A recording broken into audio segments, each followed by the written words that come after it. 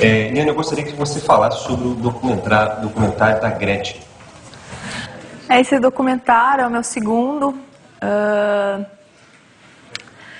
Ele começou...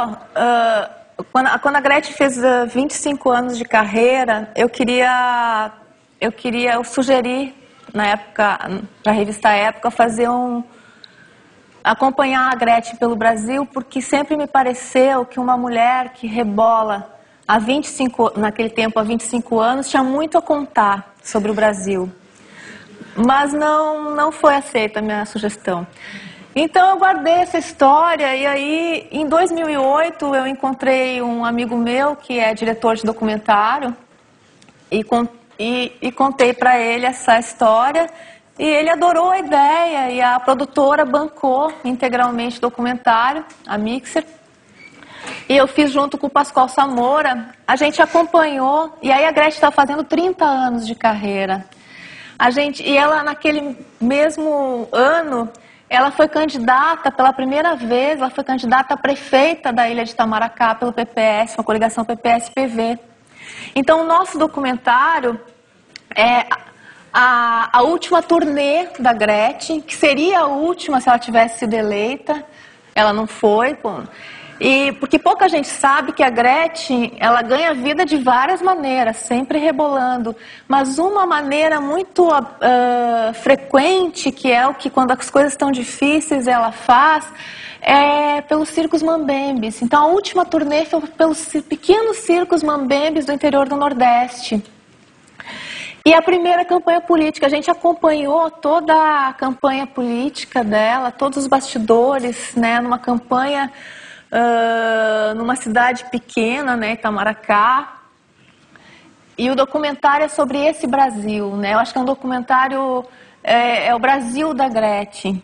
É um documentário que acho que ele faz uma profunda reflexão sobre o Brasil e sobre a política brasileira. Liane, eu vou falar, nosso tempo está para lá de estourado, mas eu selecionei algumas perguntas. A Eliane Brum, essa pessoa infelizmente não colocou a pergunta. Quais são as pessoas que mais influenciaram na sua formação?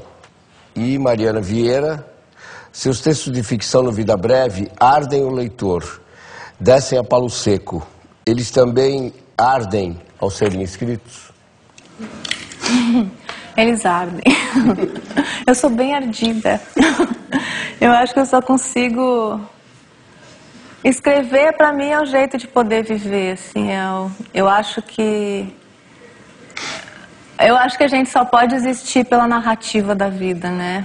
Pela contação de histórias, mesmo quando a gente não sabe que está contando, mesmo que não seja formalmente uma escrita, mas a gente se conta todo dia. Né? Por isso que a gente existe, porque a gente se conta todo dia. Né? Então a narrativa tem isso para mim. E eu acho que eu busco... a reportagem, a escrita para mim é uma busca de ver, acho que ela começa pela busca do sentido, de que sentido, entender que sentido cada um dá para a sua vida. Dá para o que aparentemente não tem sentido nenhum, para aquilo que é caos. Né? É só entendendo o sentido que as pessoas dão para a sua narrativa que eu consigo dar sentido pela minha vida. E eu não consigo conceber uma vida fora das palavras. As pessoas que influenciaram a minha formação, eu acho que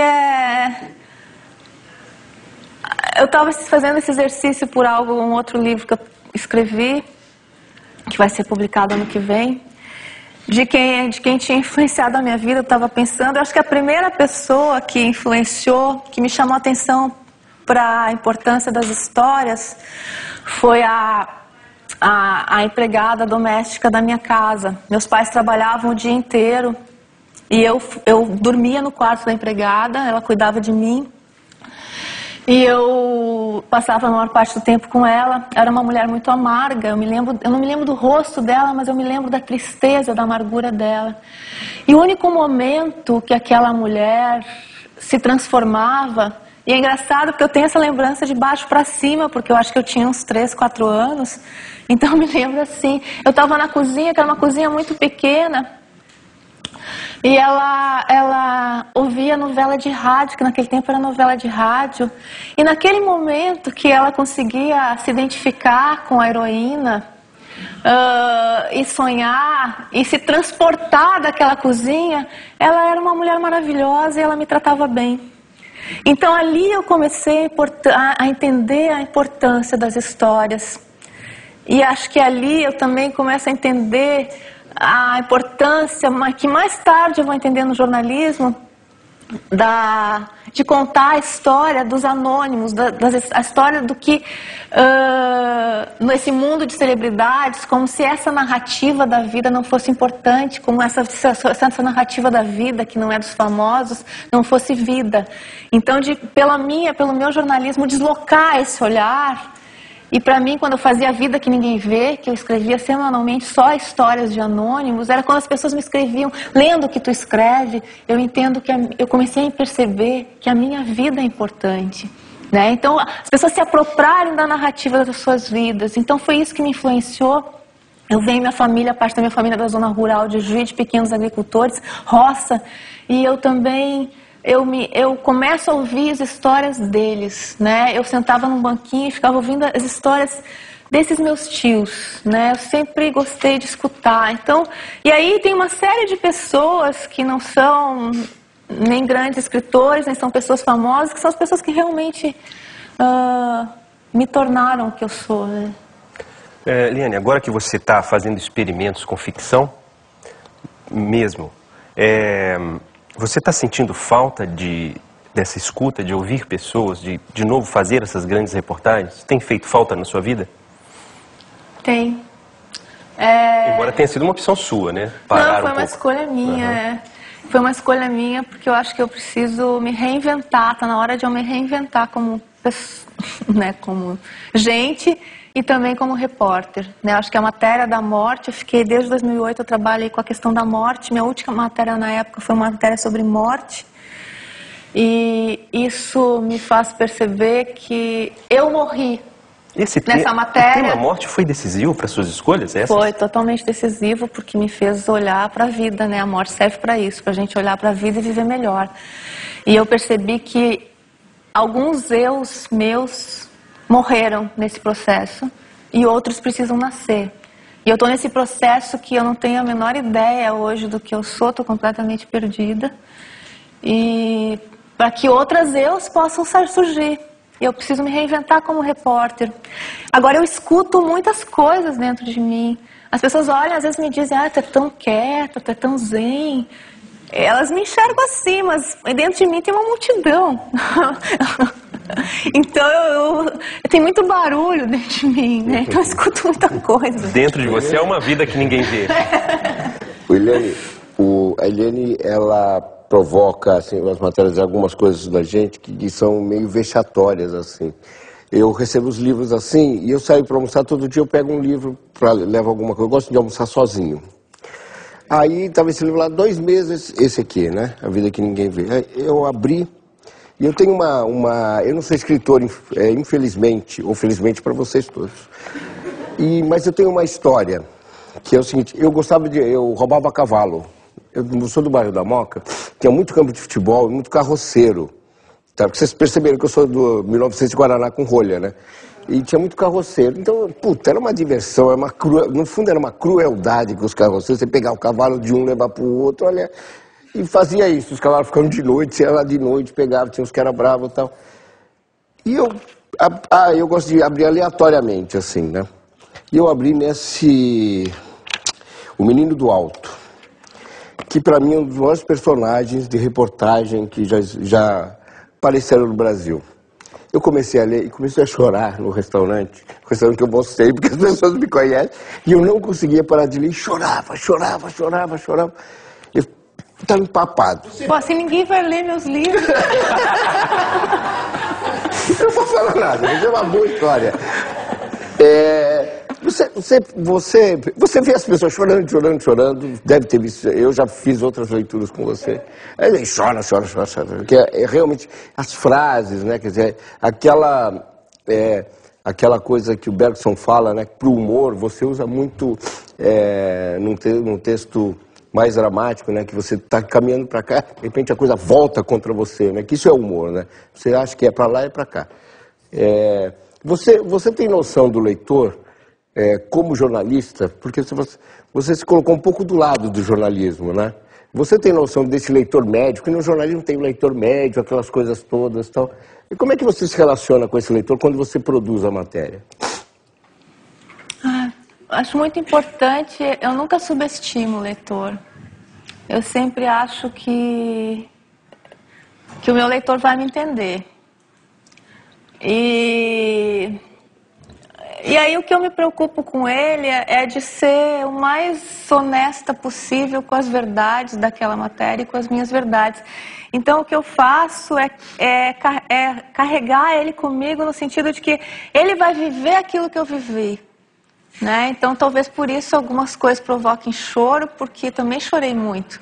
Então ele vai acompanhar, é como se o que eu tento fazer é trazer o meu mundo, aquilo que eu vivi daquele momento para ele. Então ele vai estar junto comigo, né? Como pegar ele a gente vai estar de mão, né? E ele vai viver as coisas que eu vivi comigo, vai sentir o que eu senti comigo. E aí a gente vai se encontrar num meio, né, que é a minha experiência de vida daquela vida, com todas as experiências de vida que eu tenho, naquela realidade, e vai se encontrar com a realidade dele, com as coisas dele, né, com as experiências dele. Eu acho que é por isso que a leitura é sempre diferente para cada um, né, porque o encontro é sempre no meio do caminho, entre as minhas coisas e as coisas dele. E o fato das minhas coisas desloca as deles, né, então acho que o melhor leitor é o leitor aquele que fica deslocado, né? No caso, só para explicar, ele é que o menino do Alto eu não vou contar para vocês. É um encantador de cavalos, falei errado, um encantador de cavalos. É um menino que tem uma história absolutamente impressionante, uma ligação com os cavalos e com a morte, né? E no meu caso, a ideia era que a última vez que eu peguei um cavalo foi no dia 25 de dezembro de 1970. Né? Essa passagem marca a passagem do Brasil rural para o Brasil urbano. Né? Então, se eu fosse escrever o livro, é exatamente desse garoto que rouba o último cavalo no dia 25, logo de manhãzinha, chovendo, pega o travesseiro para andar no cavalo, assim, o amigo chega já com outro cavalo e tal. Então, seria a passagem do Brasil. E o dela, quer dizer, a relação deste garoto com a cidade de Porto Alegre é essa passagem. Acho que eu fiquei absolutamente também... A história dele é absolutamente fantástica, é impressionante. E é uma história real, e tem essa passagem do Brasil rural para o Brasil urbano. Né, embutido. Fiquei muito feliz Falei, não sou tontolo assim. Eliane, a gente sempre termina com o convidado falando assim, a pergunta que não aguenta mais responder. As mais votadas, por enquanto, são: o que você acha do Paulo Coelho?